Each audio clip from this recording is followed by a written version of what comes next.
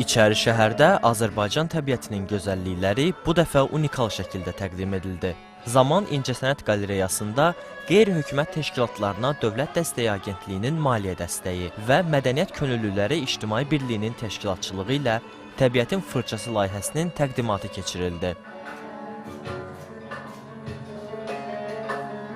Bu layihədə biz Azərbaycan təbiətini, gözəlliklərini, faunasını, florasını, eyni zamanda mədəni abidələrini təsvir etmişik və burada sərgilənən işlər mənim qrafik işlərimdir. Eyni zamanda layihənin adından göründüyü kimi gəzən rəsmlər parçaların üzərində qrafik həllini tapmışam.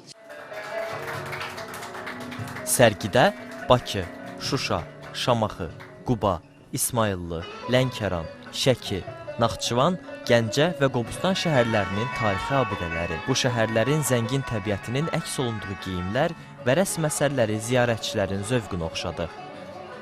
Rəssam üzərimdə gördüyünüz geyimdə Gəncəni təsvir edib. Ön hissəsində İmamzadə türbəsi, arxa hissəsində də Gölü təsvir olunubdur. Üzərimdəki geyimdə Şuşa qalası təsvir olunub, həmçinin sırğalarım xarabılıqdan ibarətdir. İçəri şəhər, Bakı şəhərinin rəsmləri var. Qulağımda gördüyünüz isə Şanah pipidir. Layihənin məqsədi mədəni irsimizin zənginliyini bədii ifadə vasitəsilə nümayiş etdirmək, milli dəyərləri rəssamlıq yolu ilə tanıtmaq və rəsm əsərlərinin innovativ formada təqdimatını həyata keçirməkdir.